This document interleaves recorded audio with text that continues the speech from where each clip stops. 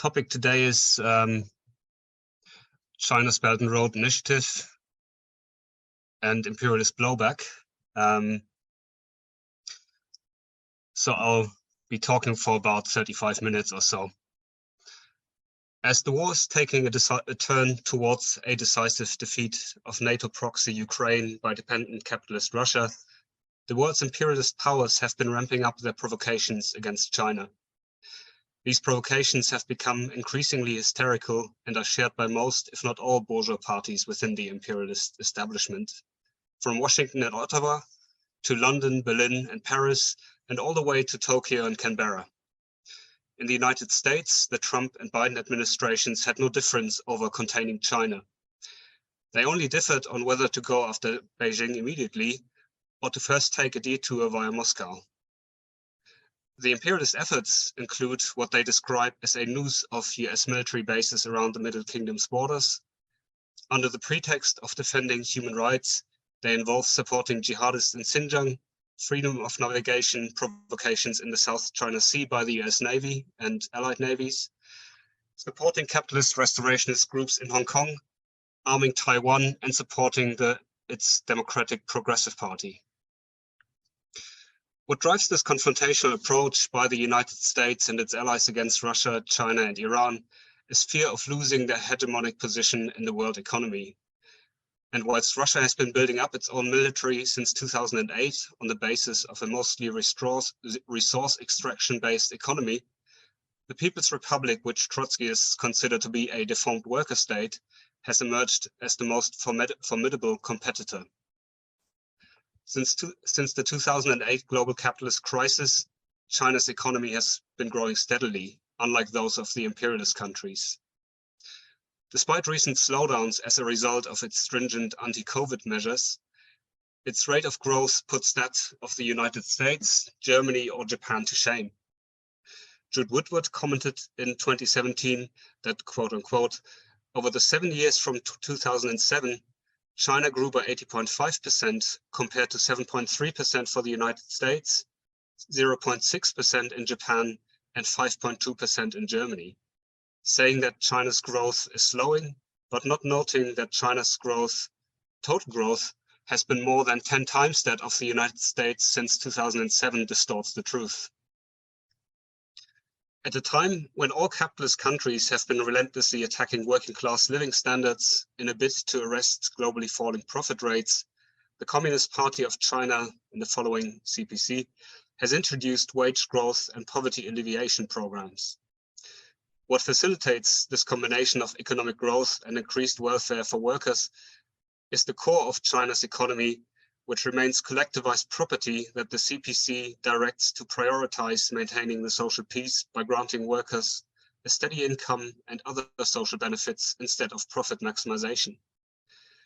Despite the gradual opening up of China's economy since Deng's reforms, the CPC still maintains a tight control over foreign investment and the growing domestic capitalist sector, much to the chagrin of the imperialists who had hoped that an indigenous capitalist class would have proved capable of overthrowing the CPC and privatizing the nationalized industries at the core of the Chinese economy for the benefits of investors from Wall Street, London, and Frankfurt.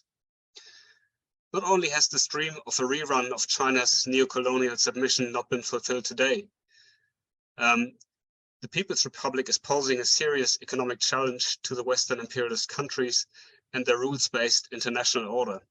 It is not just China's domestic economic expansion that causes panic in the advanced capitalist world. It is also its Belt and Road Initiative, which has proved a challenge to imperialist domination of semi-colonial countries, long subjected to unbridled exploitation by the imperialist centers, enforced by regime change for those which act independently.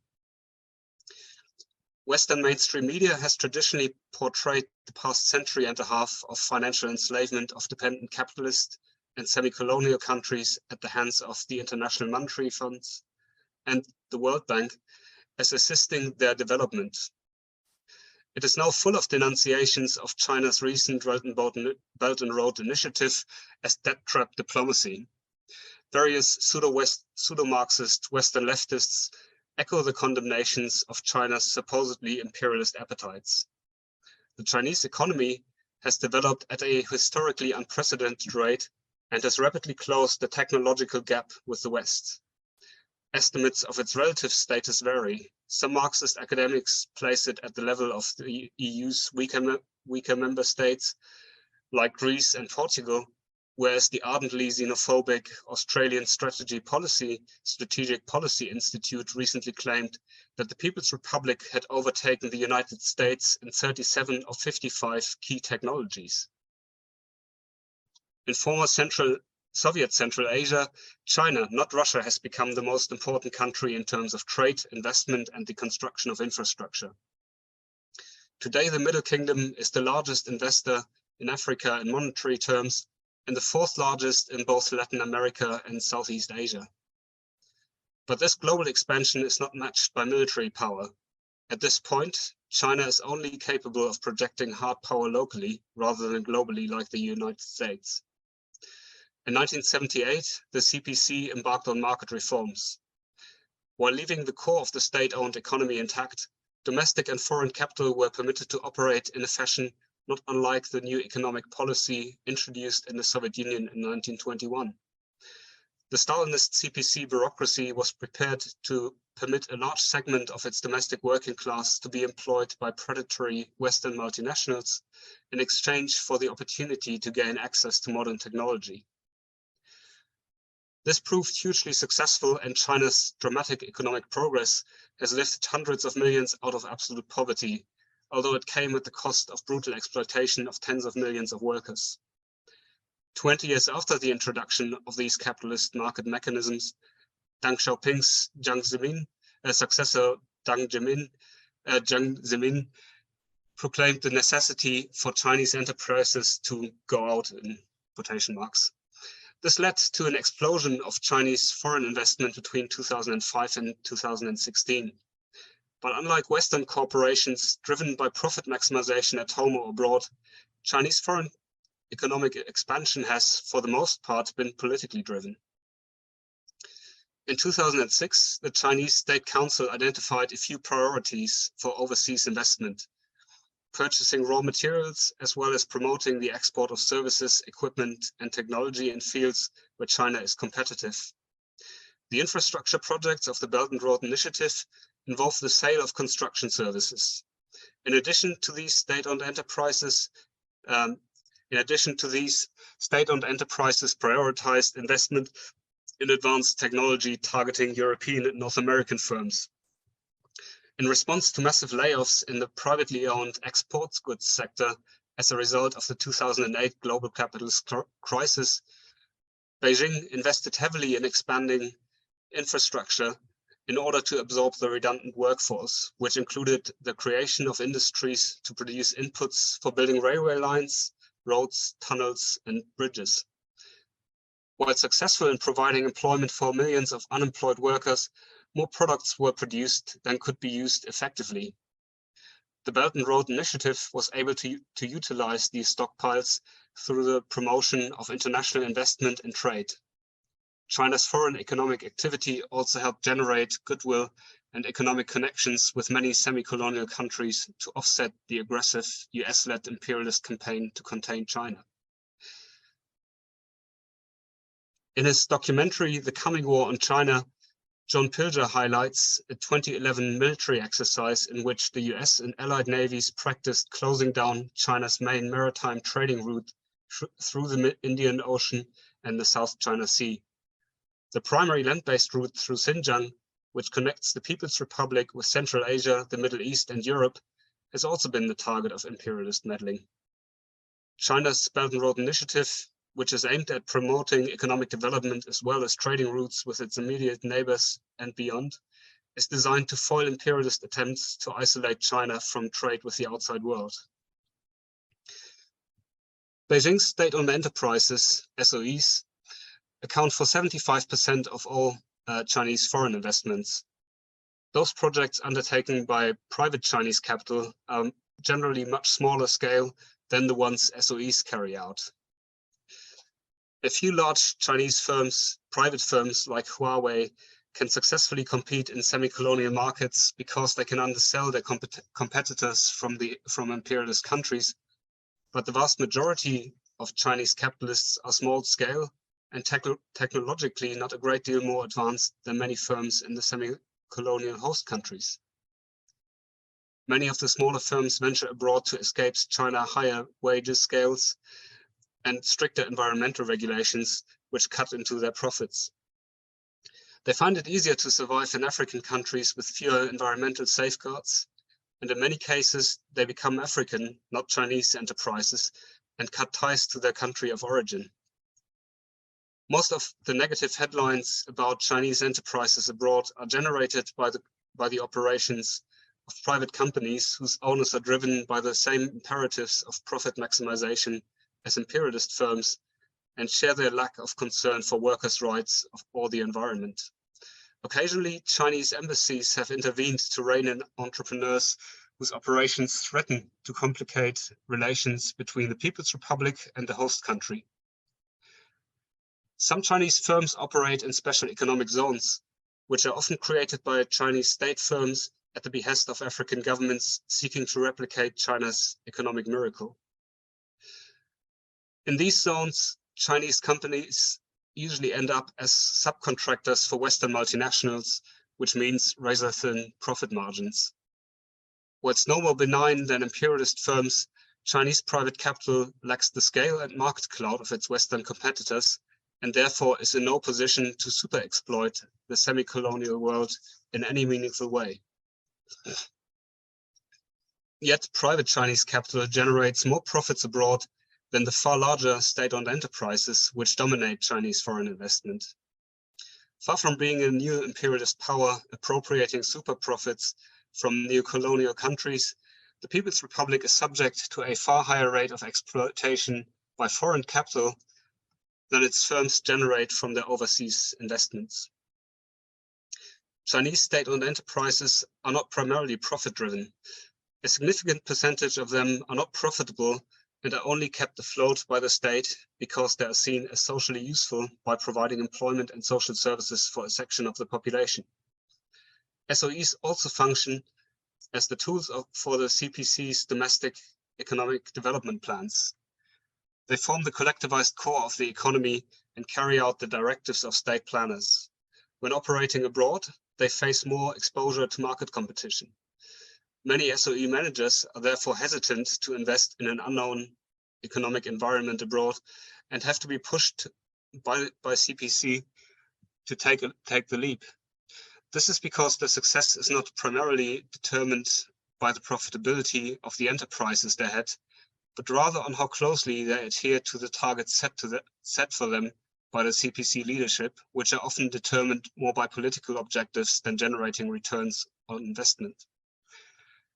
The fact that 3/4 of Chinese overseas investment is carried out by state-owned enterprises is what distinguishes globalization with Chinese characteristics from imperialist super-exploitation. Two of China's state-owned banks, the Export-Import Bank, Exim Bank, and the China Development Bank, CDB, provide financing for foreign infrastructure projects, including railways, highways, and power plants. These loans come with no strings attached other than acknowledging that Taiwan is part of China, the one China policy that officially even the US State Department has signed up to.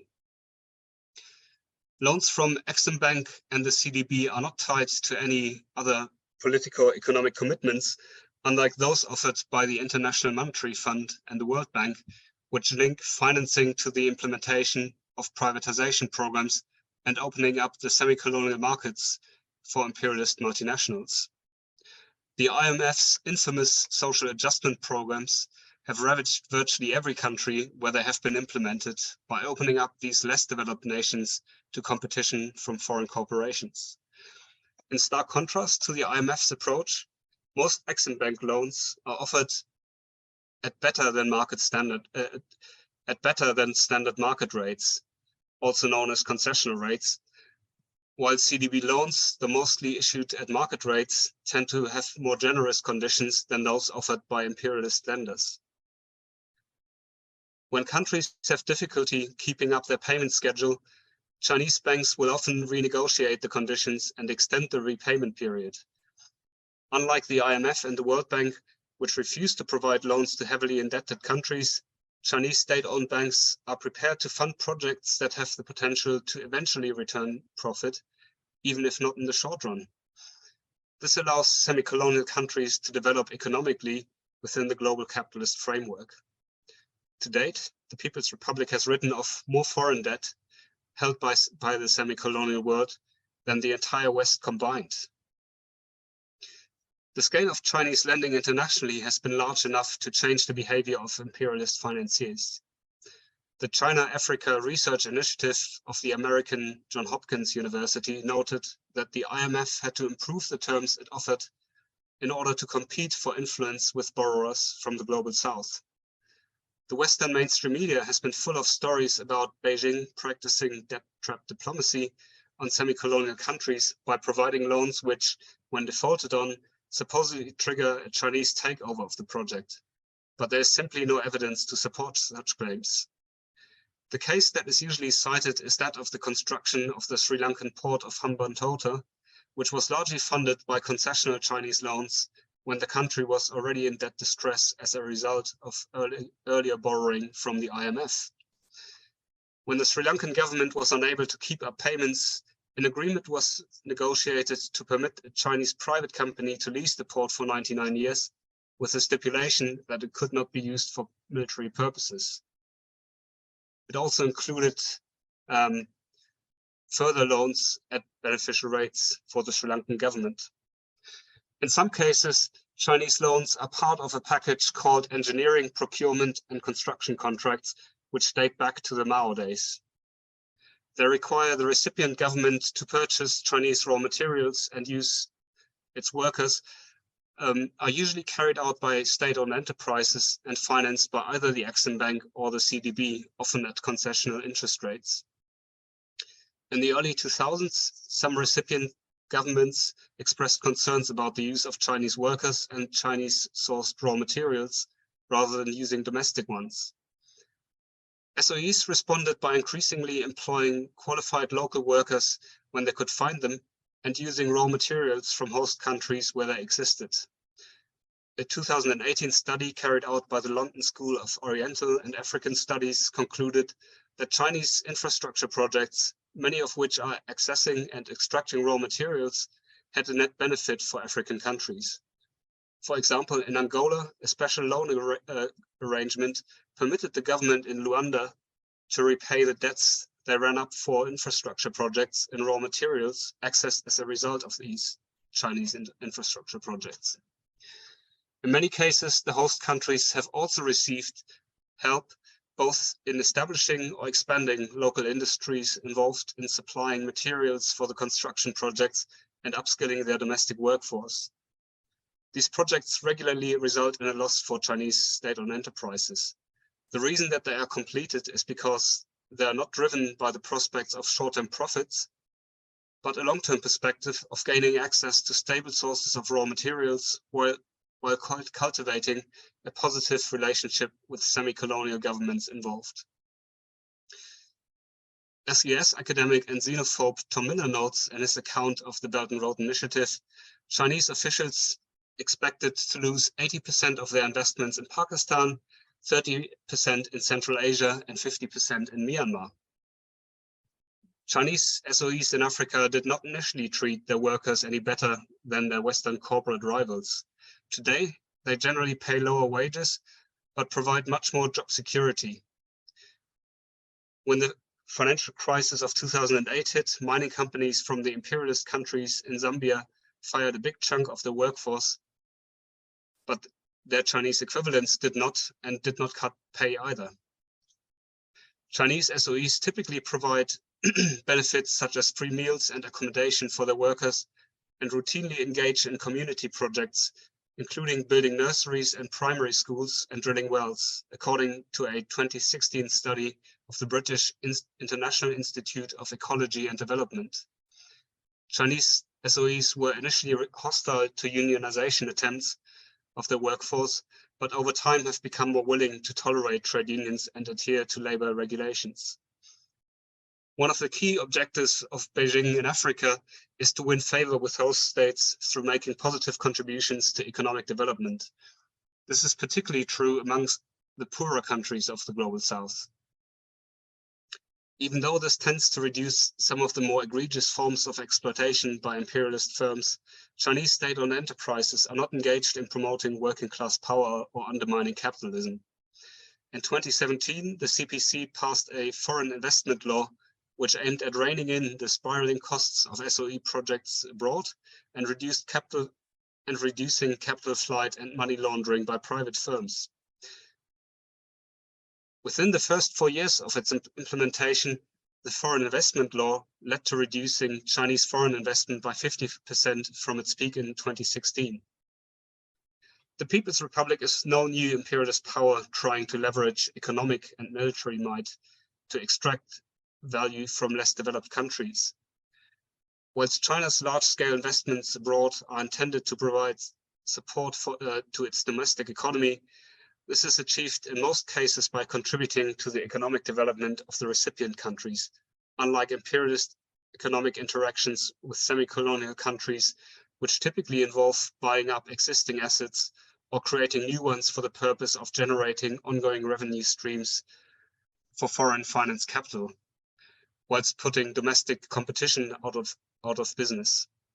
The stark contrast between China's economic footprint in the developing world and that of the North American, European, Japanese, and Australasian multinationals has produced a turn by dependent capitalist regimes towards China and to a lesser extent Russia.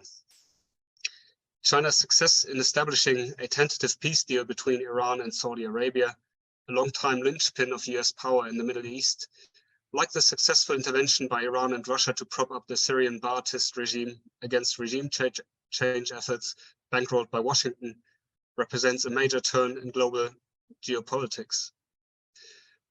Unlike the vast majority of the Western self-declared revolutionary left, who equate China and Russia with the imperialist predators, some of whom go as far as to support the democratic interventions of their own imperialists, the majority of the peoples of the global south view NATO's imperialist proxy war against Russia in Ukraine as a stepping stone in a strategy that aims at containing and then rolling back China's 1949 social revolution that created the People's Republic. In his recent visit to the Democratic Republic of Congo, President Emmanuel Macron learned that China's Belt and Road Initiative is seen as vastly preferable to the predations of French imperialism in the region. In 1939, the great Russian revolutionary Leon Trotsky argued that, quote unquote, the coercive imperialism of advanced nations is able to exist only because of backward nations, oppressed nationalities, colonial and semi-colonial countries remain on our planet. The struggle of the oppressed peoples for national unification and national independence is doubly progressive because, on the one side, this prepares more favorable conditions for their own development, while on the other side, this deals blows to imperialism. That in particular is the reason why in the struggle between a civilized imperialist democratic republic and a backward barbaric monarchy in a colonial country, the socialists are completely on the side of the oppressed country, notwithstanding its monarchy, and against the oppressor country, notwithstanding its democracy. End of quote. Whilst we recognize the net positive contributions of the Chinese deformed worker state to global economic development, there is no way to transform the global capitalist order, which is by necessity red in tooth and claw, into a harmonious machine for human development. That can only be achieved through the creation of global socialist integrated planning, which requires the elimination of imperialism through a series of communist revolutions worldwide. Only this can develop the planet in accordance with the needs of the international working class and the hundreds of millions of poor and displaced peasants, whilst also beginning to reverse the enormous damage done by the invisible hand to the environment, which is the substrate of human survival. There are some leftists who, whilst defending China and Russia against imperialist encroachment and attack, have illusions that their projection of an era of harmonious multipolarity followed the following the end of American hegemony and its various institutions like NATO, the IMF, World Bank, WTO, etc., will lead more or less automatically to peaceful socialist development in the semi-colonial capitalist world.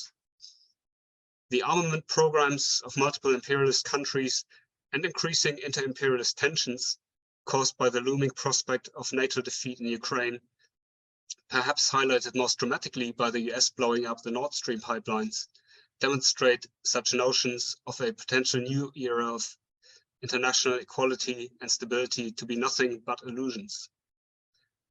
The limits of Beijing's Belt and Road Initiative in terms of world economic development are imposed by the fact that it is conceived as mainly as remaining firmly within the framework of global capitalism.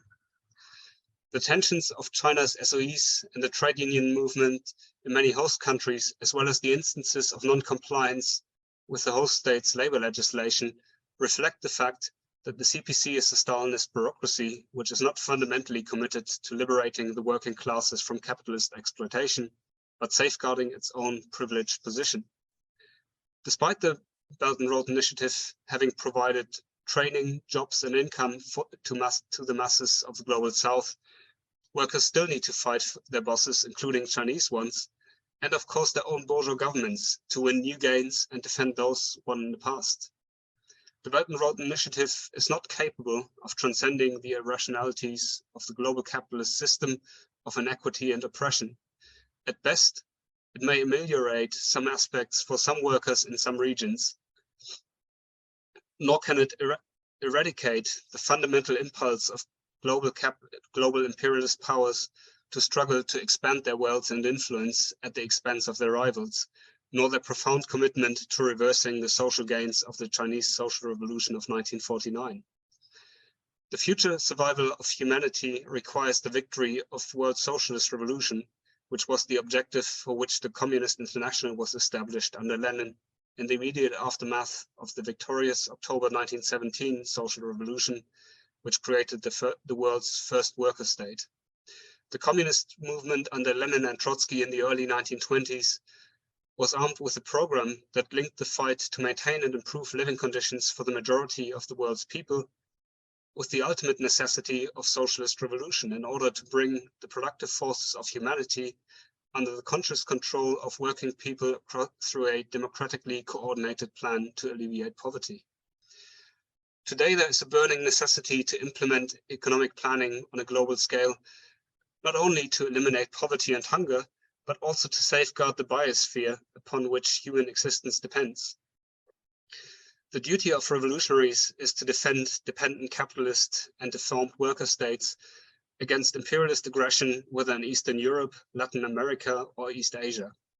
It is necessary to recreate a mighty international working class movement committed to overthrowing the rotten system of capitalism in both the imperialist centers and the semi-colonial world. The duty of a class-conscious workers' leadership is to advance a perspective of political revolutions in the deformed worker states of China, Vietnam, North Korea, and Cuba to overthrow the Stalinist bureaucracies, which promote debilitating illusions of peaceful coexistence with imperialism and domestic capitalism, I should add. The bureaucratic political monopoly in these states that is based on collectivized property forms must be replaced by a system of democratic workers' planning. Only socialist revolution can remove the threat of imperialist war and the dangers of thermonuclear destruction, avert the looming environmental catastrophe, and lay the basis for establishing a secure, peaceful, and prosperous future for all the peoples of the world. It is this perspective to which the Bolshevik tendency is committed. Thank you very much, Hans-Peter. Well under time.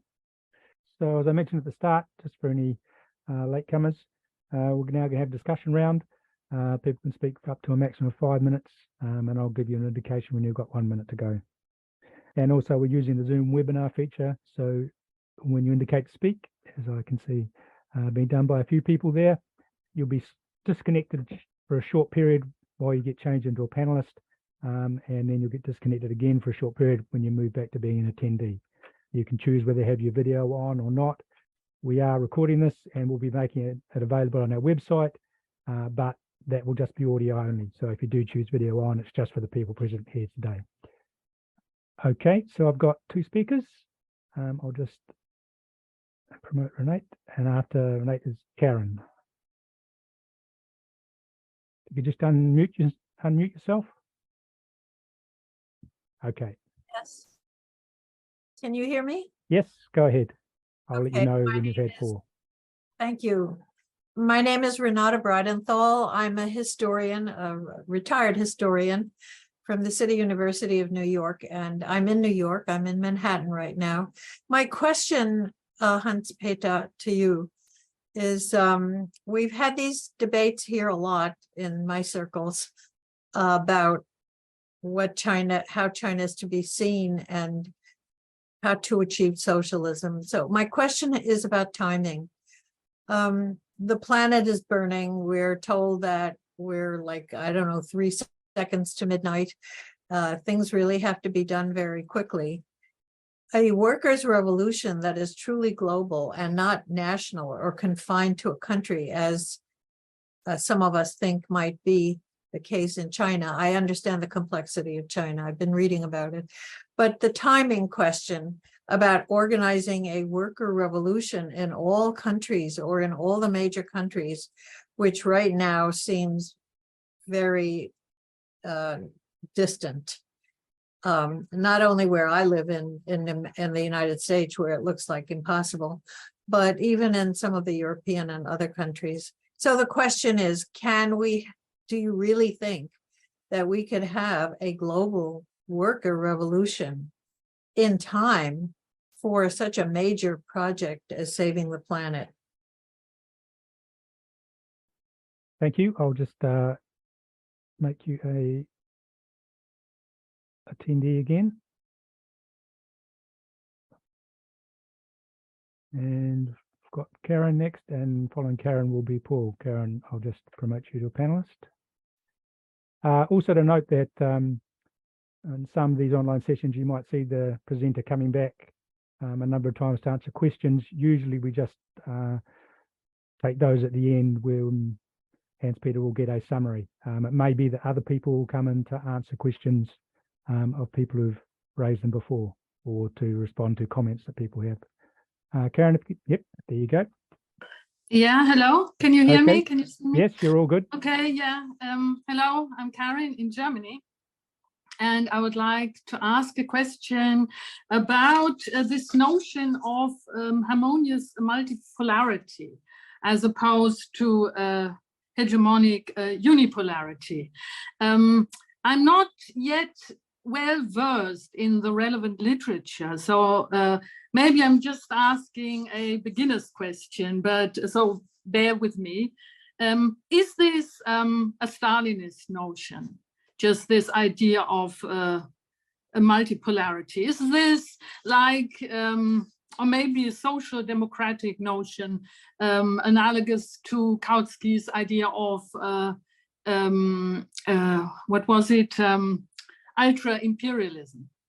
So that some kind of peaceful coexistence can be achieved without socialism. Can you perhaps, Hans-Peter, could you say a word of explanation for a beginner? Thank you. Okay, thank you.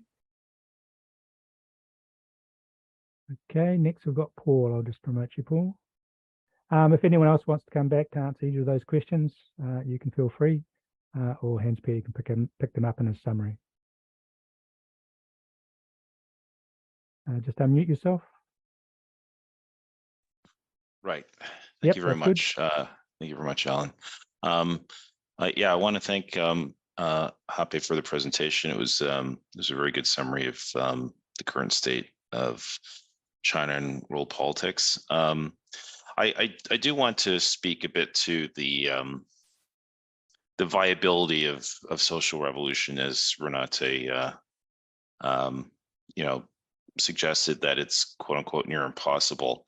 I mean, I think that what we're looking at right now is a world that's especially in the Western kind of G7 imperialist world, we're seeing a very fundamental shift in politics. I mean,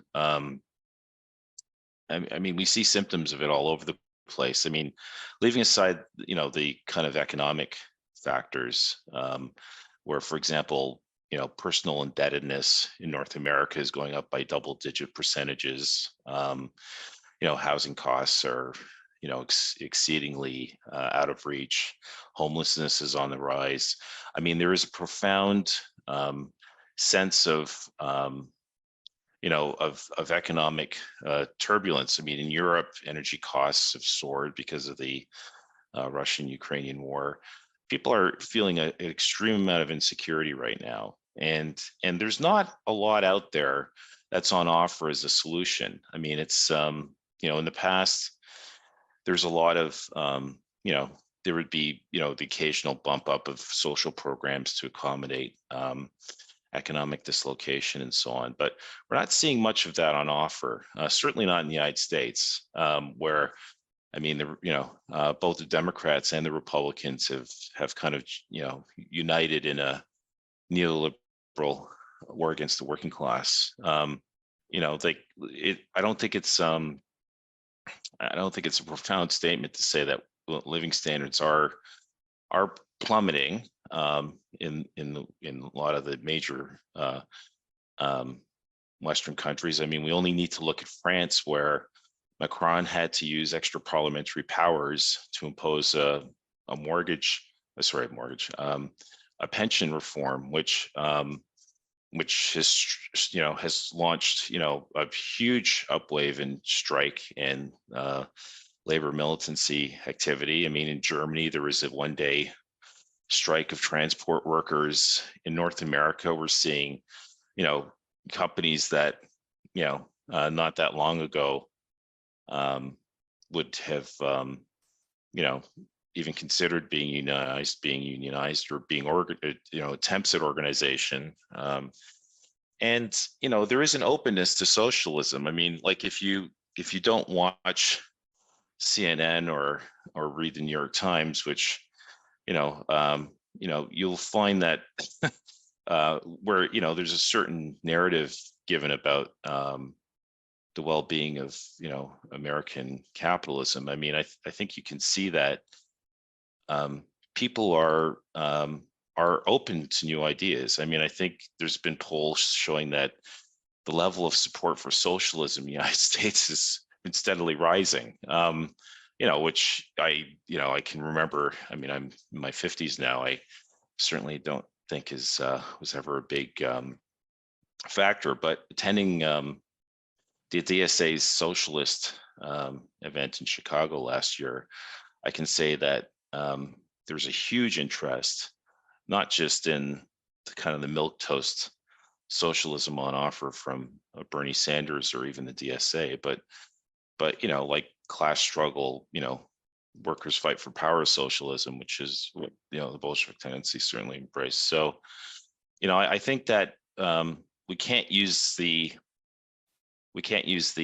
history, the recent history of Western countries as a guide to the viability of a revolutionary socialist project. I think what's on offer today is, as you indicated, Renata, like, the timeline is not very good for humanity. Like, aside from ecological devastation, there's certainly the problem of broadening war. The U.S. is making they're certainly not relenting in their scaling up of the war against Russia through NATO and Ukraine. But moreover, the escalation of militarization of the South China Sea, where U.S. naval armadas are sailing in between the Taiwanese Strait and China, like, on a regular basis to quote unquote show freedom of movement. I think that most people are not on board for more war. 1 minute. More war, more indebtedness, less access to housing, extremely high energy costs.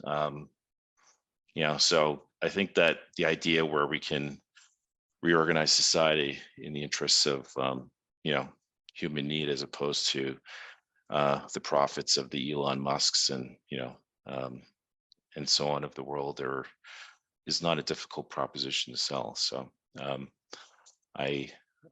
but I'll end on that note. Thank you. Yeah. Okay.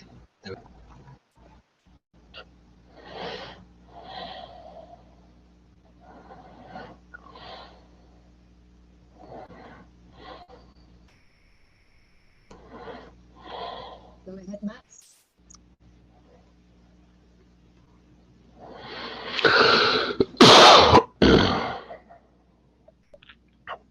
Max, did you want to speak?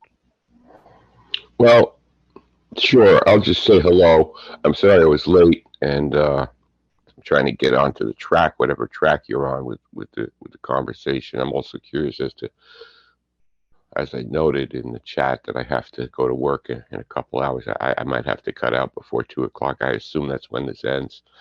And just to give my what we might call comradely greetings and solidarity with you're one of the only groups I've found that has what I consider to be the correct position on the Ukraine war. And this is a big problem, but in a way it's illuminating, because as a sort of quasi-independent socialist, it's shown me in the last few years, and now also the positions on COVID. Actually, I'm not sure what yours are on that, but these are very important issues that a lot of people that I thought were pretty good Trotskyists and other socialists are getting it wrong.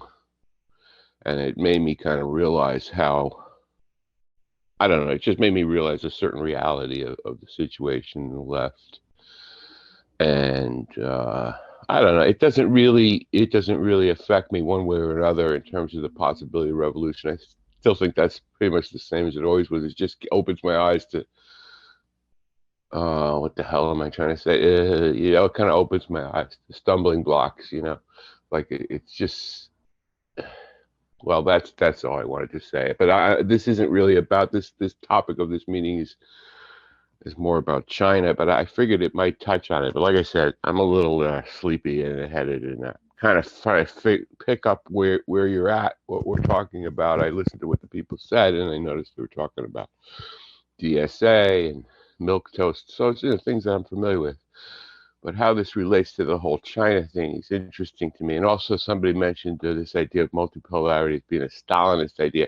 I don't think it is a Stalinist idea. I think some Stalinists may embrace it on some level. And actually, I've noticed that some Stalinists are actually taking a better position on Ukraine than some so-called Trotskyists, even though they may be wrong or maybe doing the right position for the wrong reason, or I mean, these are interesting things that are going on. There's a lot of people who aren't as old as us. Maybe they don't understand a lot of the reasons why the Trotskyist, Stalinist divide is important, etc. So we still have to deal with these radicalized youth who don't know all the histories, and even I am not an expert on it, and I've been studying it for years. So we have to look at the objective reality and try to figure out, what we're talking about. I mean, people like Vijay Prashad at People's Forum in New York talk about the multipolar world, but I think now these people are they're kind of like Stalinists who pretend not to be. But so you got to be careful.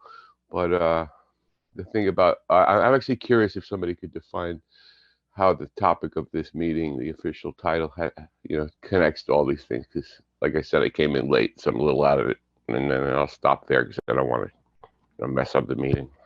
Thanks. Thanks, Max.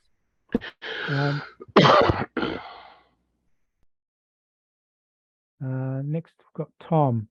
But just before I promote you, Max had actually asked a question in the question and answer feature, which kind of, I think, codified what I was trying to say. How do we create a dual power situation or a pre-revolutionary situation in the current lingering capitalist triumphalist mood exuded from the ruling ideology?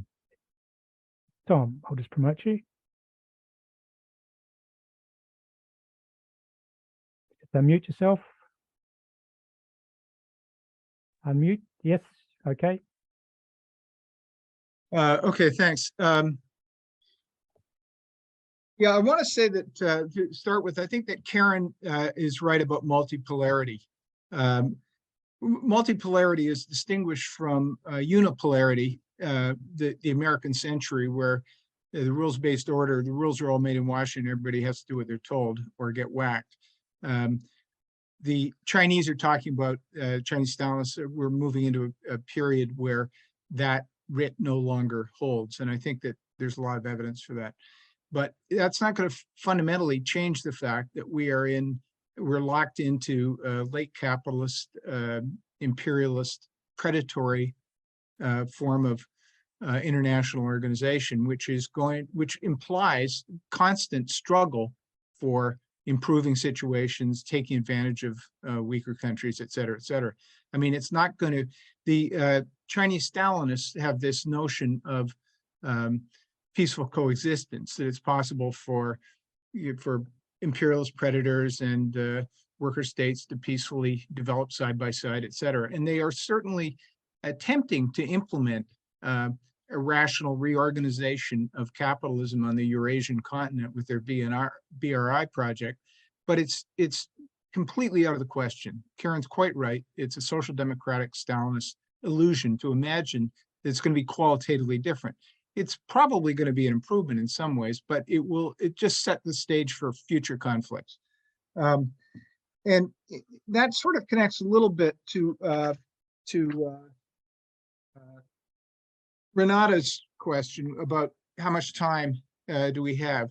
That obviously is very unclear. One thing that is clear, though, I think, or is clear to me, is that however feasible it is for us to anticipate a renewal of revolutionary struggle that won't simultaneously break out internationally, but begins in one country, possibly a small marginal country, and spreads to other countries, and eventually poses the possibility of a generalized social transformation of the way the world economy is constructed, so that it's no longer on the basis of predation and theft and value extraction by the strong from the weak, but rather planned, integrated, universal development where social polarizations narrow, where opportunity is spread around, where security for people in their personal lives and national existences, et cetera, is guaranteed. In other words, that we do have a world socialist system created. That is the only alternative. There isn't another alternative unless you're theologically inclined. If Jesus returns, or Moses or somebody, Mohammed, and sorts things out for us. But as Marxists, we don't regard that as a serious possibility. And therefore, it's a little bit idle to speculate. We're not in a good position today. The reason, however, that we're holding this forum, and the reason that the Bolshevik tendency exists, and that all the other various left groups exist, is because in different ways we have some hope that through organization, through getting together, through discussing rationally and working out what worked in the past, what didn't work, what should we do now, what answer do we come up with, for instance, in the conflict between NATO and Russia and Ukraine? Where do we fall? What take this position? Why take that position? Through that accumulation of political discussion and debate, it's possible for there to be a group of people who are seriously inclined towards political organization that could become viable again. We're very far away from it. We were obviously much closer in 1917, much closer in 1938. Just to return briefly to the question of China, I think it's very important to understand that Chinese investment, well, in the first place, most of it takes place in North America and Western Europe for the purposes of catching up technologically. But secondly, the investments that they make in Africa and other less developed areas of the world are intended to promote economic development of those areas, and to, in the long term, to provide resources for China and markets, not to maximize value extraction and to create revenue flows, which is fundamentally different than the Western intervention in those economies. And that is, of course, a result of the fact that the Chinese is a sort of centrally planned economy at its core, and they That's can fine. make decisions. Sorry, enough from me. Thanks, Tom. Next, we've got Roxy, and then after Roxy, there'll be Dara. Thanks. Hi, I'm Roxanne. I'm a supporter of the Bolshevik tendency as well. Renata's question made me think as well about our tasks. You know, these questions are always going around our mind all the time. But I do have some of the optimism of Paul and Tom, you know, that we can get a hearing among workers because people do want change. And I think part of our job is being able to tell the truth. And to do that, we have to be able to identify it first. So I think Harper's presentation was really clear and laid out a lot of facts, stuff that we often don't come across in the mainstream media. You know, Paul mentioned if you just watch CNN or, you know, you read the New York Times, you might think you have a very different idea of the world than if you venture out of that. And a lot of people don't, it seems, even the far left, who often like literally get taken in by the propaganda war. And it's the propaganda itself that's so powerful and so dangerous as part of this aggression of the West, and in particular US imperialism against China. You know, I mean, Chinese so-called imperialism seems to have only become a problem since US imperialism has been in the fast decline. And it's that the build up to the war that the US wants, they're doing it through their lies, through their propaganda, because they can't do it economically. So they have to justify the military interventions that they are planning for and have been for years, just as they were in Russia through their proxy Ukraine. And so we have to point to the nature of China and what's actually happening. That's part of our tasks. That's part of how we can do this in time. So concretely, for example, the events in Hong Kong a few years ago really brought home, or it was quite a good illustration of how the US imperialists operate. Of course, they've always wanted to reverse the 1949 Chinese Revolution. And because of Hong Kong's location and history, it's obviously been a hub of counter-revolutionary activity. And what went on there was under the guise of so-called democracy. And as comrades know, the imperialist version of bourgeois democracy in lands that they want to conquer is synonymous with puppet regimes and suppressing or ousting governments that they see as impeding their interests.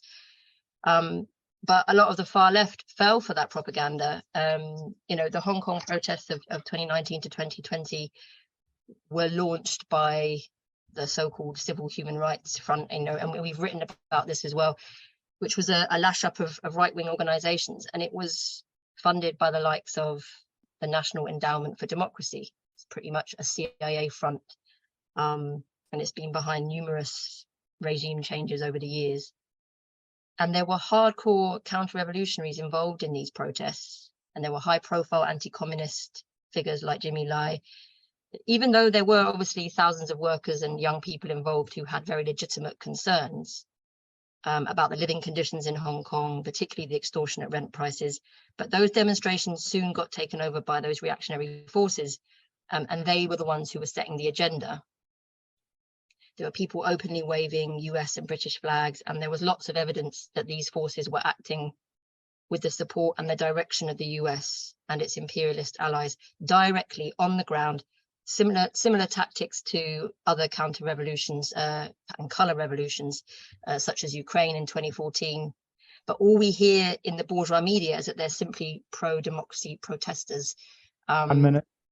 So we need to be able to get our own narrative across. That's one of our main tasks. I mean, the South China Sea, Paul mentioned as well, the freedom of navigation exercises. It's such a strategically important area for China, of course.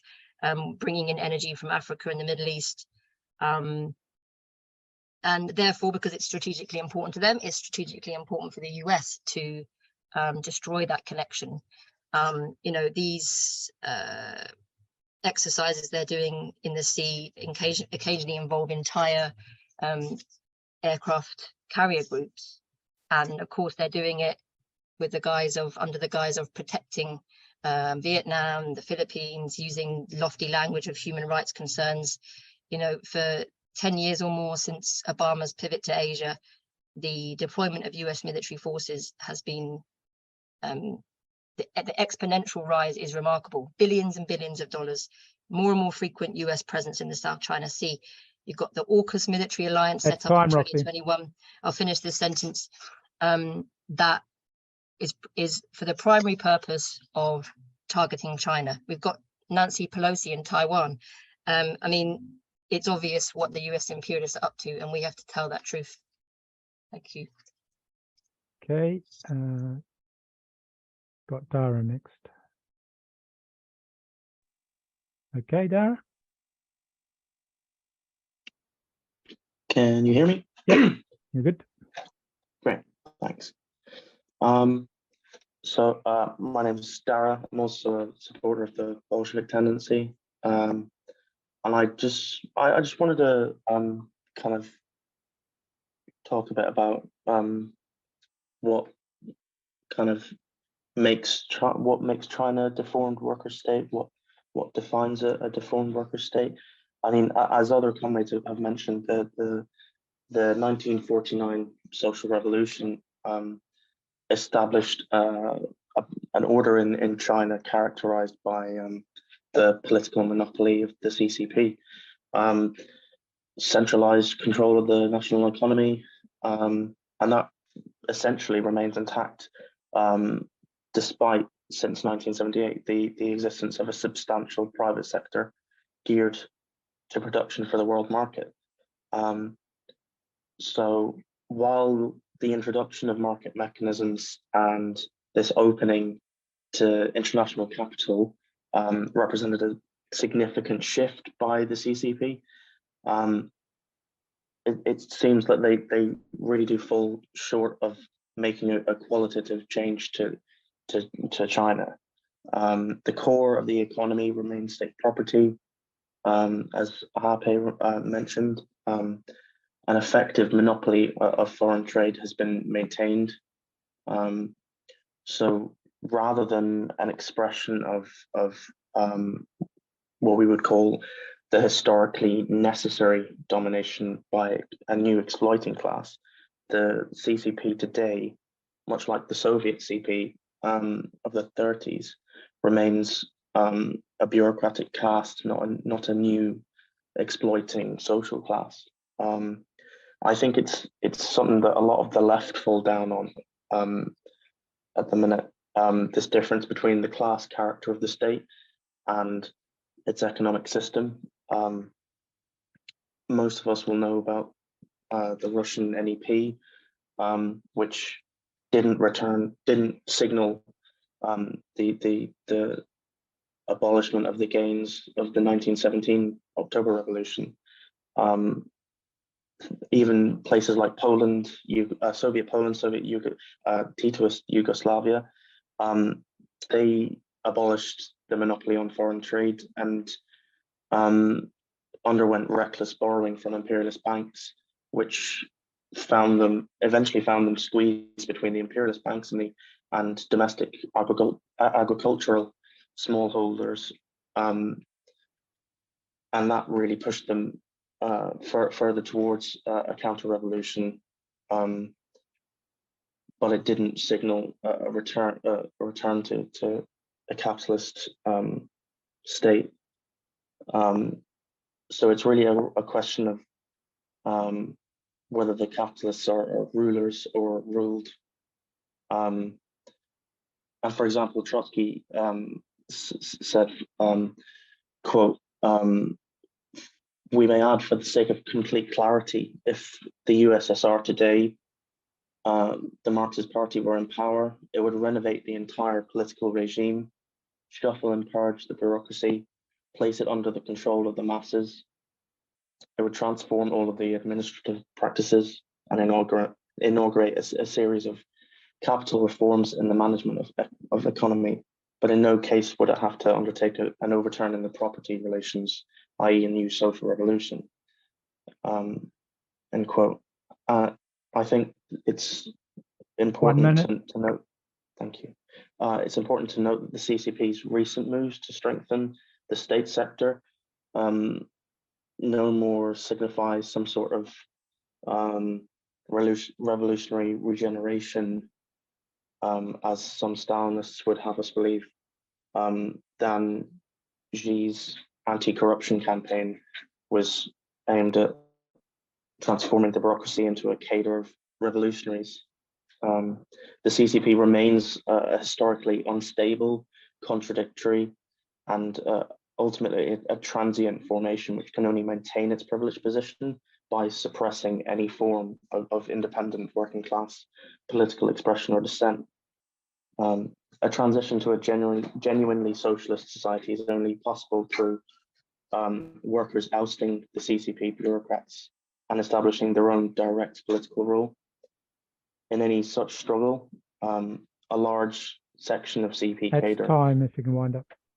Yep, I'll just finish. A large section of CP cadre would likely go over to the insurgency, as a majority of Hungarian communists did in 1956. One we also consider a political revolution. Thank you. Okay, we don't have anyone else indicating to speak. I'd like to just make a short point. Renata's point about the timing question, particularly in the context of ecological collapse, is a big one, certainly. And it may be that I think Tom and others have touched on that, and particularly Tom outlined our perspective on what we can do about that. But there is a recognition on the left about this, about the short time, eco-socialism, and so on. Groups who call themselves that. But there is a problem because if you look at the strategies of the left, most of the left who make that recognition, who are putting forward a perspective of a road to socialism as being necessary, they all, unfortunately, see this in a stagist view, that first of all, there will be some kind of radical Green New Dealism. Andreas Malm goes probably further from this. He talks about something equivalent to war communism being needed. And you think, well, that's sounding quite radical, but in the end, his actual concrete program is to rely on the capitalist state because it's the only viable option. Others, like the Cliffite Socialist Workers' Party in Britain, they project a radical Green New Deal, which will mobilize a movement or mass movement on the streets to put pressure on the capitalist government to go further in their Green New Deal proposals. And when that proves insufficient, then there will be the possibility of transforming that mass movement into some kind of movement for socialism, which is, I find, quite ironic because one, as a strategy, that's one that's pretty much dead in the water. It would, I think, intrinsically be one which would necessarily have a popular frontist component to it, because you would look to the sections of the bourgeoisie who were making more, at least notional or even concretely more green solutions and proposing them and even implementing them, and looking to block with them against the bad fossil fuel capitalists. And I think, without going into detail there, we think that as a strategy is problematic. And the unfortunate reality is that capitalism doesn't have within it the capacity to deal with the problem. It's a fossil fuel underlie the very fabric of capitalism in the 21st century and in the second half of the 20th century. Finance capital is committed to trillions of monetary units, whichever one you choose, to continued exploitation and use of fossil fuels over the next couple of decades, unless we are able somehow to transform society and bring about a revolutionary transformation of society, as Tom outlined, then things do indeed look bleak. But what is the alternative? We have an article, which I'll post a link to, where we go through and we look at those arguments made by the kind of radical green socialists, the radical eco-socialists. I'll just put a link to that in the chat there, where we look at those and we kind of deconstruct them and point out the failure of internal logic of those positions, which they project the overthrow of capitalism as being necessary, but their concrete programs are for alliances with progressive sections of the bourgeoisie, relying on the capitalist state, the old reformist road to socialism. And that's not a road which is going to be successful. The fact that the road ahead of us, the necessary road, seems difficult, in my opinion, doesn't mean that we shouldn't attempt to go down that road. Okay, I've got Christoph. Okay, Christoph. Yes, you hi ready? there. Okay. Yes, I think we've had some interesting questions and discussions so far. I want to say a little bit about China and then kind of talk about its role in a multipolar world, I guess. So of course, as Dara outlined, China is a deformed worker state, and as such, we don't see China as our model. This is not what we aspire to repeat. It is Stalinist rule over the workers. It is not proletarian democracy by the workers. And as such, of course, the foreign policy of China also serves the interests of the bureaucrats first and last, and not the interests of the international proletariat. However, the BRI is a huge undertaking, a huge initiative that certainly has contributed to creating this multipolarity that we've been talking about. It's not a tool of proletarian internationalism, but it has created, along with, I would argue, Russia's military might, this new multipolarity, where the US is not the sole general of the world. And I think we have been seeing very clear examples of this in and around the Ukraine conflict, where China, proposes a peace plan. They have some ideas, they have some suggestions. They air these, and when the US administration is asked what their response is and what peace plan they have, they answer essentially with they don't have one, except to increase the military budget in the next few years and to send more weapons to Ukraine, which by most people's definition does not really fit the criteria of a peace plan. So that's interesting to see that China is conducting those sort of foreign policy maneuvers. And that, of course, is an expression of the multipolarity that has emerged over the last few years. Just like Russia's ability to resist the encroachment of NATO is another example of multipolarity. Now, the million-dollar question that Renata asked, I think, proletarian revolution on a worldwide scale, will we have enough time? Well, I don't know, but I hope so, because the alternative is pretty grim if we don't manage to do it. Of course, as comrades have outlined, it is a difficult and long project, and I'm open to other suggestions, things that are easier and quicker achieved. That would be great, but they have to be pretty good, because the things that usually are on offer have shown to be deficient, in my view, such as voting for the Democrats. That actually increases the likelihood of international war. The ease with which the possibility of a war with China is now discussed in the American media is alarming. They interview 4-star generals who talk about how a war with China would look. And all the journalists want to know is, how are we going to win this? How is this going to work out? Are we ready for it? Not even a question whether that is good or bad. It's simply a question of how will we be successful? 1 minute.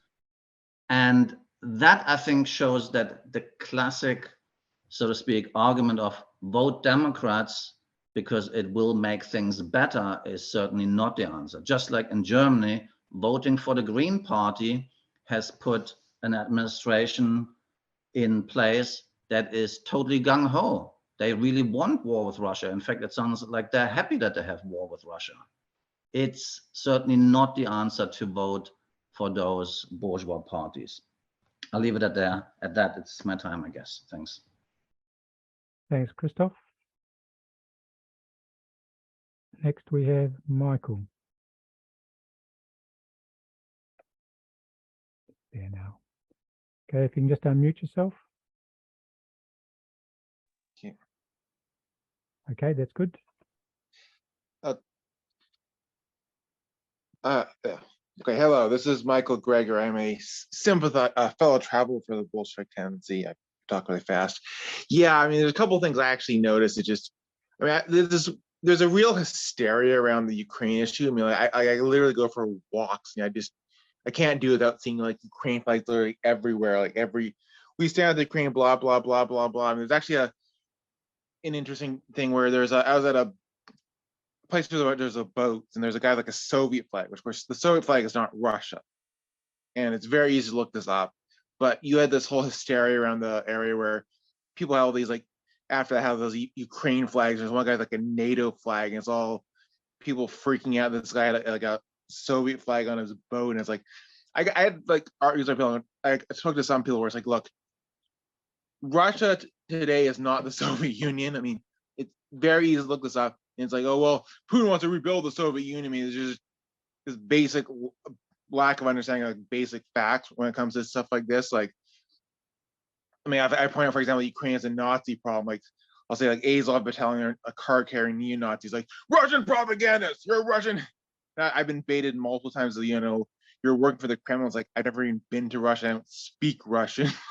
I speak a bit of Mandarin, so maybe that makes me a Chinese sleeper agent, perhaps.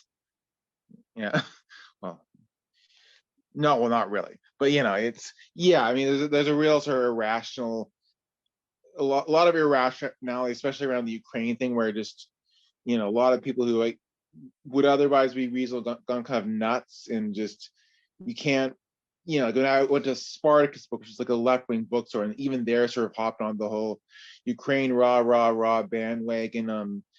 I mean, the I guess what we have MLAs in Canada in where I live, but the MLA, the Men's Legislative Assembly, had like we stand with Ukraine too. It's like it's very pervasive. And again, I mean, you look up what the Soviet flag looks like, what the Russia flag looks like. I mean, people see a Soviet flag, they don't understand the difference between that and Putin, but then they'll freak out because it's, again, there's a complete, like, they can't seem to understand a lot of people seem to not know basic facts about the issue. I mean, for example, the whole Ukraine sovereignty is just like it's like a red herring. I mean, people have missed the point. I mean, there was a coup in 2014. The U.S. backed it.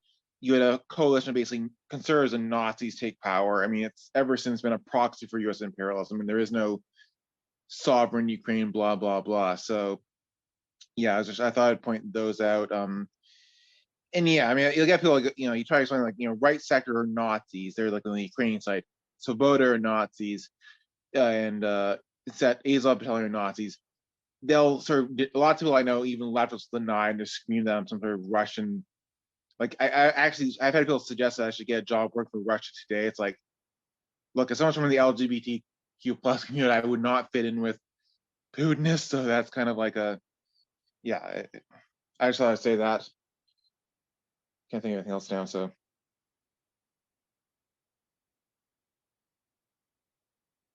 Okay, thank you, Michael. Okay, don't have anyone else indicating to speak. So if someone who's already spoken wants to speak, cool. Yes, I do. Kathy. But if someone who has spoken already wants to speak, come back to something on any points raised, put your hand up.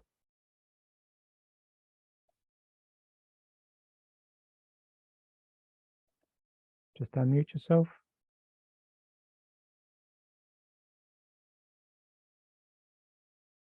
Kathy? Okay. Okay. Yes, can hear you now. Go. Okay. Yep. Okay. My name's Kathy, and I'm a supporter of the Bolshevik tendency. I think we can all agree that probably one of the most, the biggest threat to the continued survival of our race is perhaps American imperialism at this point.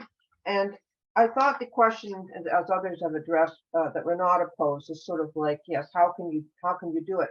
And if you look at the current state of the world, it can seem extremely disheartening at the moment. However, I think as Marxists, we know that however it looks, the class struggle is always going on. It's always there, however muted.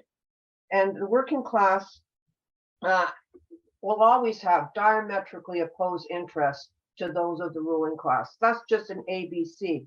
So you can see today, France, the huge explosion of the working class, the attempts by the Macron government to introduce, to raise the age of retirement.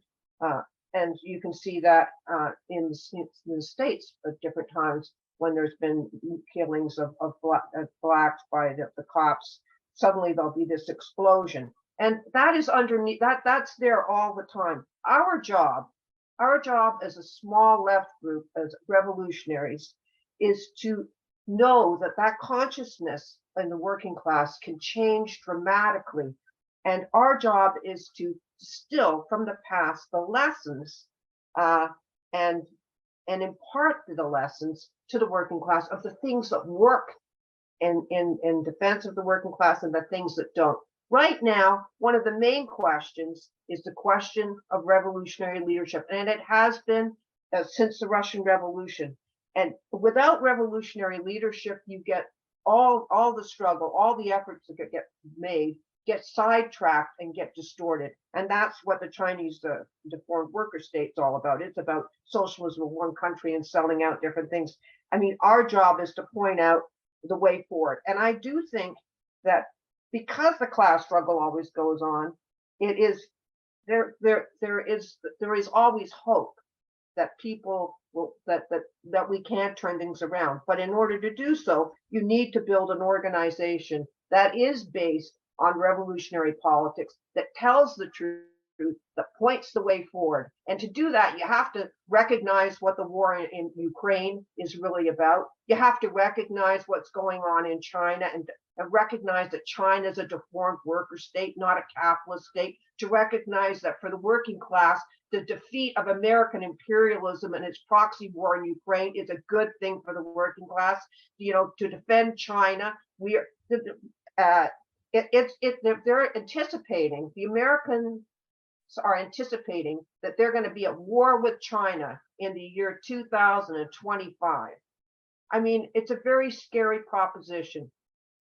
So I think that the answer, the only answer to it is that we have to impart the lessons and attempt to build something that tells the way the world really is, as opposed to the barrage of propaganda that we get in the bourgeois media and we get from what the so-called left is right now, which is basically a lot of it. This sounds like mouthpieces for and apologists for imperialism, basically. Okay, that's it. 1 minute. Okay. I've got Max who's already spoken and Heiko hasn't spoken yet, so I'll take Heiko first. Okay, just unmute yourself. Hello, I'm okay, Heiko. You're good. Yep. Hello, I'm Heiko from Hamburg, Germany. I'm a supporter of the Bolshevik tendency, and it is interesting to see that the role of German imperialism in this conflict is very interesting, because they were in the conflict with Russia. They had different interests than the US at the beginning, and within some days, in some hours, I would suggest that German bourgeoisie decided to change their whole politics on Russia and sided with the US against Russia, and we are now confronted with extremely high inflation, with unbelievable rise of food prices and whatever, and it's very clear that it has to do that Germany is no longer delivered with cheap gas and oil from Russia.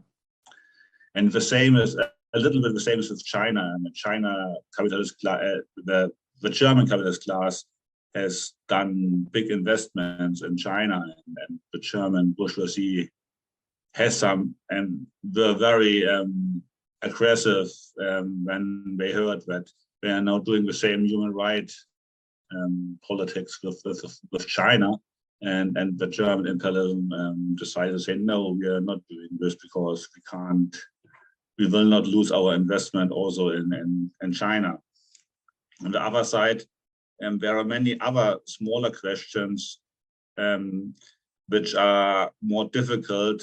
For example, the port of Hamburg is sold, parts of the port of Hamburg is sold to China, and the German trade unions are trying to mobilize some anti-China politics, and also all the big media making big anti-China politics. And it is interesting to see that reading bourgeois newspapers about China, and that part of the radical left has the same position, that China is capitalist, China is imperialist, and it's very clear that this is not funny, because it is that this disorientation of the left is a big hind for building a new revolutionary party on when you have not the China point correct. And yeah, and I think the future of this conflict is the first step is really that when you talk about socialist revolution, you must get the China question correct. So and that's our aim, why the Bolshevik tendency is find it so important to talk about China and to get the point correct. That was my point.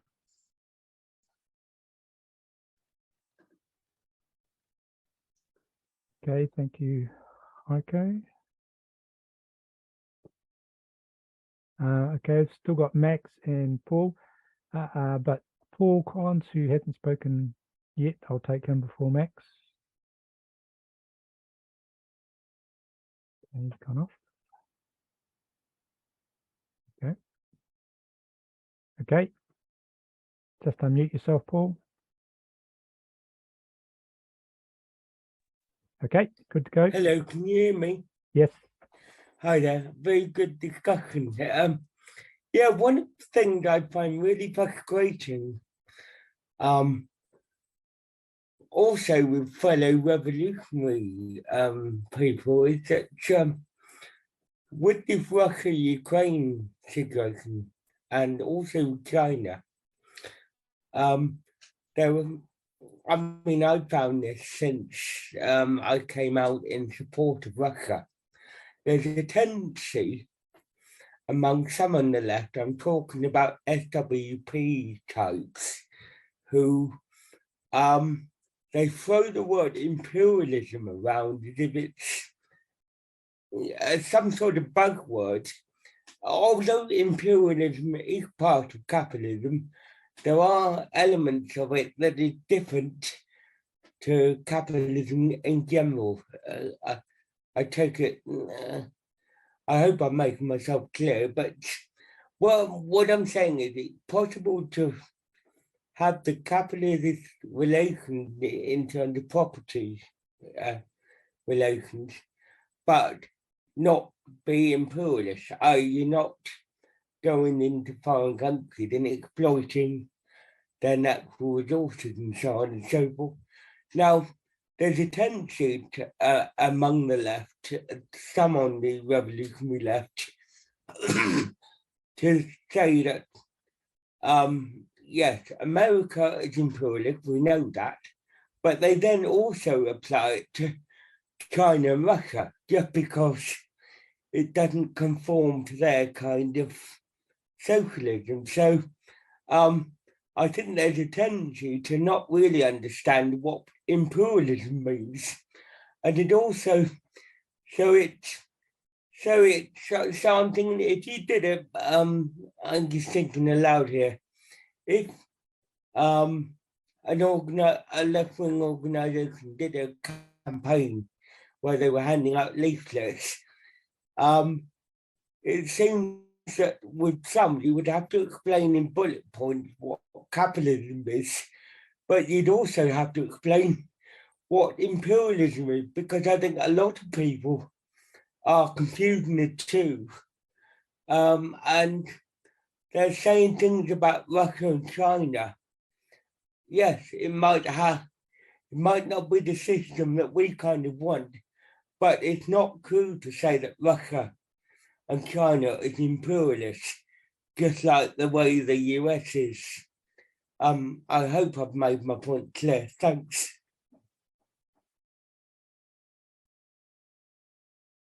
Thanks, Paul. I've got Max who wants to come back in for a second time. Oop.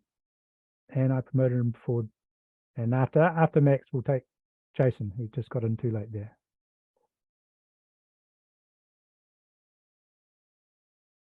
Okay, Max, we just unmute yourself.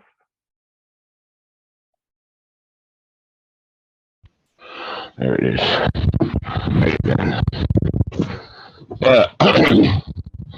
Well, all these points are valid.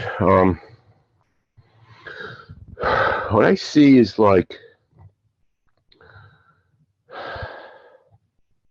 I'm thinking about how I have a tendency to get frustrated by my own inability to even find comrades, even find open forums and meetings. Here I am living in New York City to attend. Like this here right now is a rare commodity, in a matter of speaking.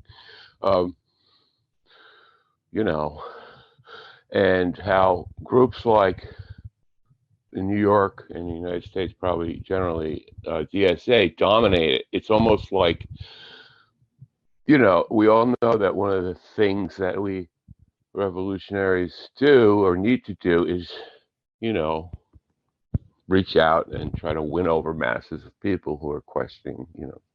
So this is what, even though DSA is politically terrible, on some level, we have to pay attention to some of their tactics in terms of reaching out to people, even if they're not, you know, going the right way with them once they get them.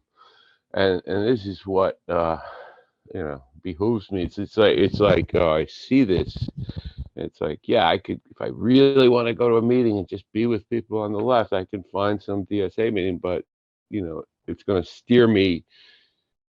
It's almost like self-delusion. It makes people feel like they're doing something, and they divide it up. I don't know if you guys know about this, and I think most of the people here are from Britain or Europe, but it's very, I spent a few years in there trying to figure out if there was a possibility for a revolutionary road or caucus, and I found a few, but I don't know. They usually kick me out because they're not, because I start talking to Leonism. Anyway, this is, you know, it's one thing, you know, our job of education, discussion, bringing ideas to not just to each other, which is very important because the left is divided, but also to the workers.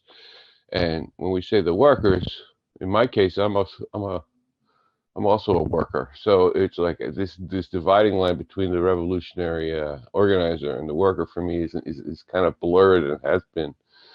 But maybe because of my anarcho-syndicalist approach to things, I don't know. Anyway, we have to think in terms of how do we organize in lieu of having, you know, not just with the narrow line. This is one of my problems with even the best Trotskyists, including your group. Is I've had it as a Trotskyist. One of my problems is there's a tendency to talk or act as if the only possible way to make a revolution is with the party, which is fine as a possible way. But I think, well, but it's because I'm a delineator. I think any real organically working class organization that has its, I mean, we never know, as we do know through history, when revolutions actually happen, there's always some organization that nobody predicted. So let's just bear that in mind, because I think it's very important.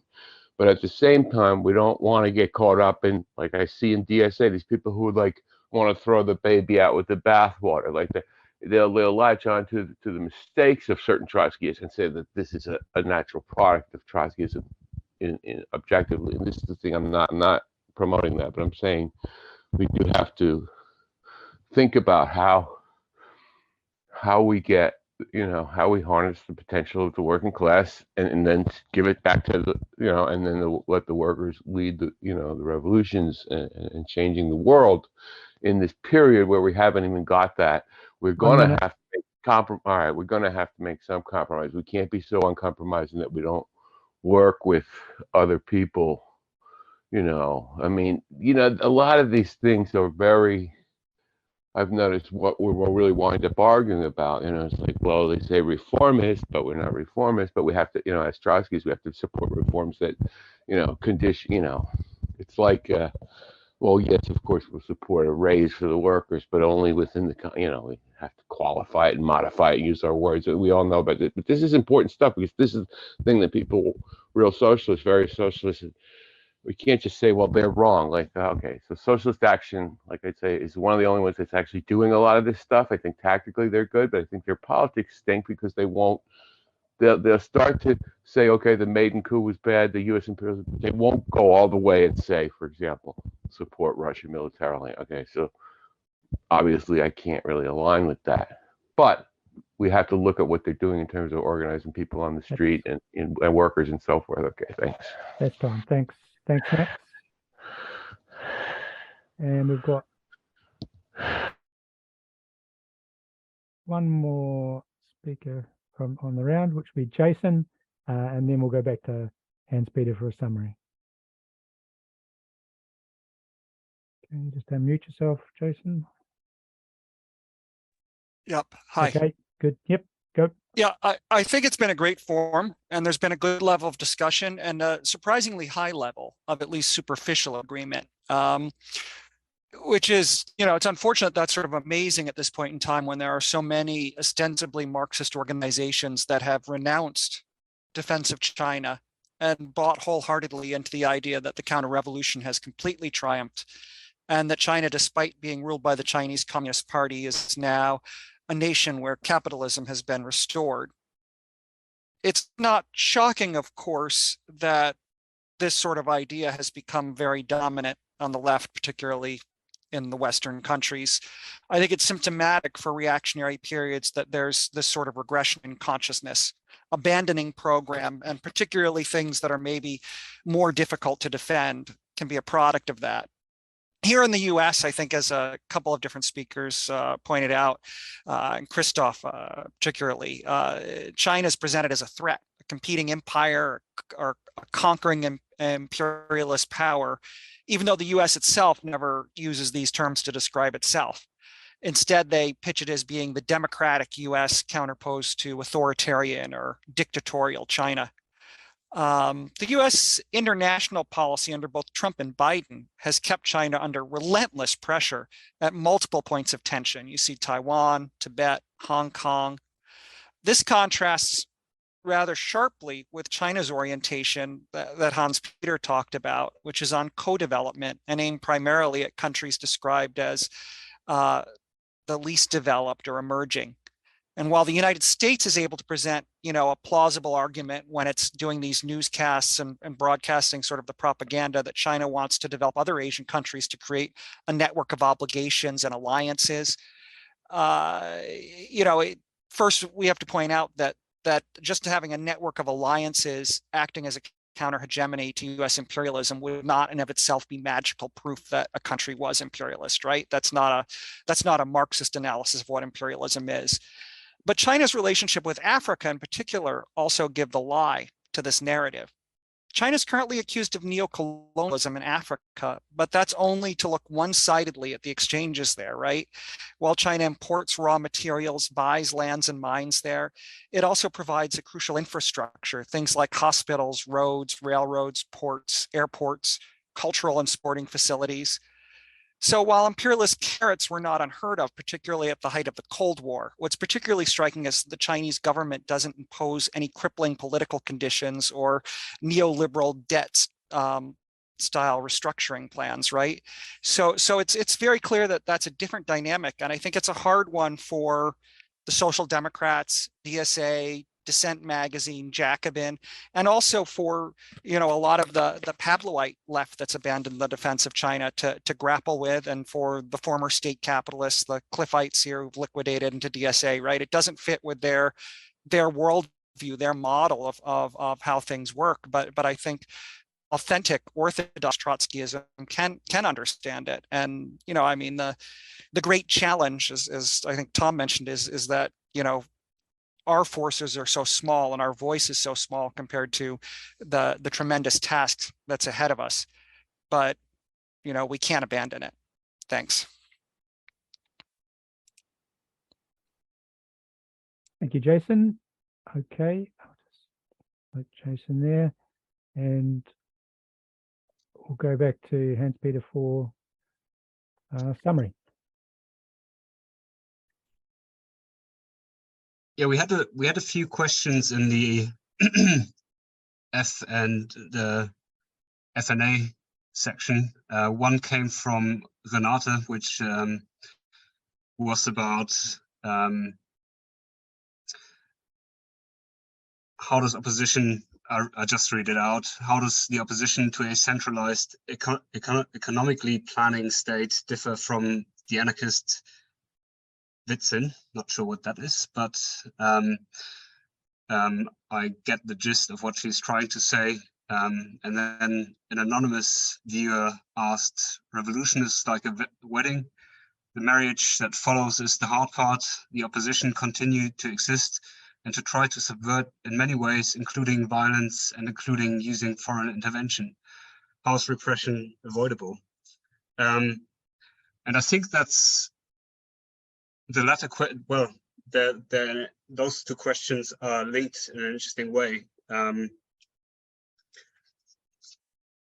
The second one is, I don't think that repression is avoidable until at least the vast majority of countries have gone communist, and the remaining bourgeois countries on the planet are too weak to foster any kind of relevant oppositional sentiment in the existing worker states, and that points to the international to the need of international socialist revolution, precisely because socialism in one country leads to the necessity of ongoing repression. The other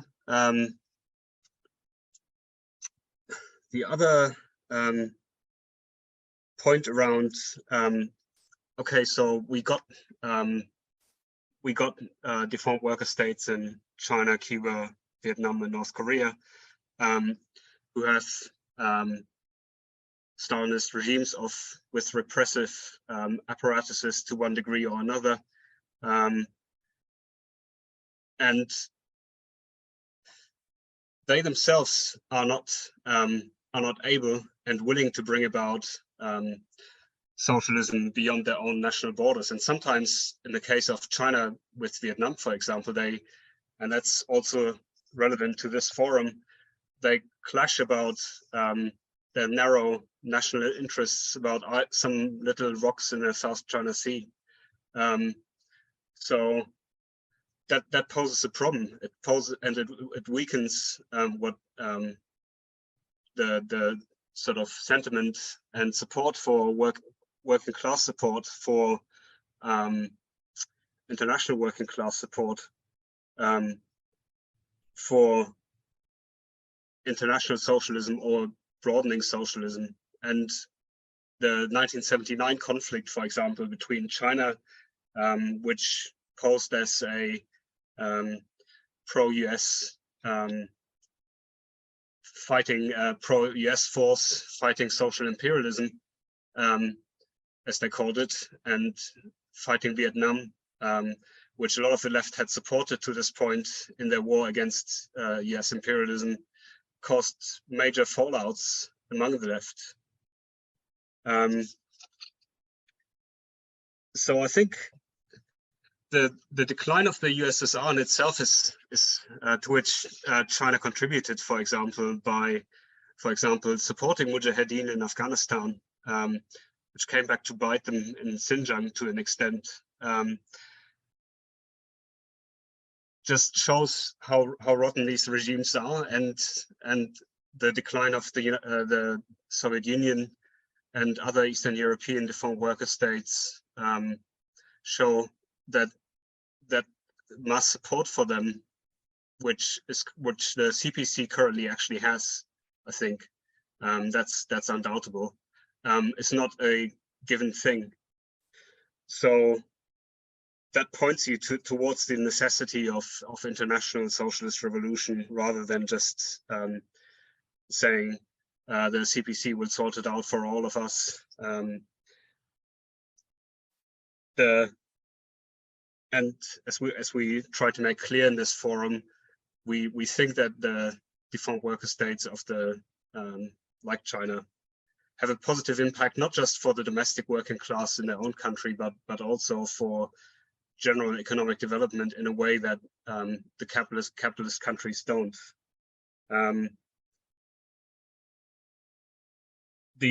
But they can't prevent the environmental destruction despite their best efforts. I think China is leading in that field at the moment, both in the positive and the negative. They have the most ambitious reforestation programs. They are the leading force of using solar power, and the Belt and Road Initiative. They're actually trying to build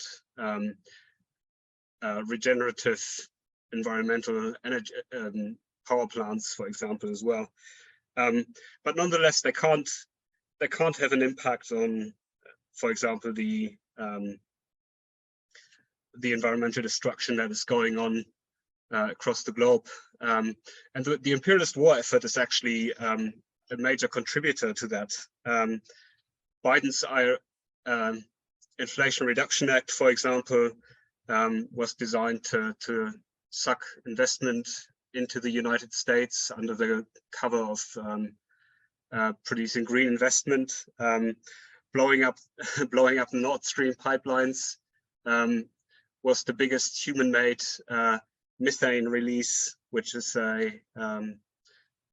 gas a lot more harmful than even CO2. So really, there is no force in the world at the moment on a larger scale that has the power to change the situation dramatically for the better. What we have seen though is there's an uptick of strike activity that Paul has pointed to, Paul F, not Paul C. And that is, well, we have it in France, we have it in Germany at the moment. We had that in Britain to an extent, obviously limited to mostly economic demands. But that's not going to go away, because as the imperialists lose hegemony, they have less to hand over to the working classes. There's still a large financial crisis looming if we're not already in the middle of it, and so that will force workers to go and fight, and will make it very clear. Will make it very quickly clear to them that the little things that they can win today by gaining a higher income will be eaten up tomorrow by the high inflation rates. So that, yeah, should provide opportunities for us to intervene. And quite rightly, as Paul said, intervene on, Paul Collins said, rightly intervene on having a clear understanding of imperialism that the vast majority of the left has not at this stage. Most, even including mostly the vast majority of the self-proclaimed Leninist left. But I think it's been fairly clear to even some people in the broader layers of the working class that it's not Russia that is expanding towards taking over Europe, but NATO expanding towards Russia's borders, and it's not China coming to encroach and setting up military bases across the US's borders in Canada and Mexico, but it's the United States demanding that and declaring, in the words of Hillary Clinton in 2010, that the South China Sea is a region of US national interest, and that therefore they reserve the right to do whatever they can to defend their hegemony in that area. So I think programmatic clarity is very important, both on the questions of imperialism and the question of deformed worker states and the benefits they bring vis-a-vis the capitalist countries. It also points to the necessity of defending the collectivized property forms that still exist within these countries when they're under attack by imperialist forces and domestic capitalist forces as well, like in China. Fortunately, so far not successful, but Jack Ma, one of the largest domestic capitalists in China, has indicated that he was willing to take over leadership from the CPC. So that's what we need to bear in mind. The Trotskyist perspective is one of linking the defense and of working class living standards, and that means the defense of collectivized property forms within deformed worker states with a perspective of international socialist revolution. And that's why we're holding forums like that to sharpen the understanding of comrades in or outside the BT. I'll leave it there. Thanks, Hans-Peter. And we're just at our 2 hours, so that's nicely timed, comrades. Thanks everyone for attending. I hope you found it interesting, and thanks for those who contributed to the discussion.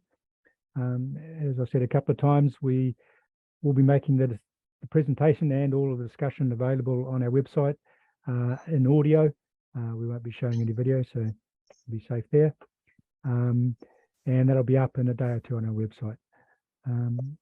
Once again, thank you all for attending, and have a nice evening or afternoon, depending on where you are. And that's it. Thank you.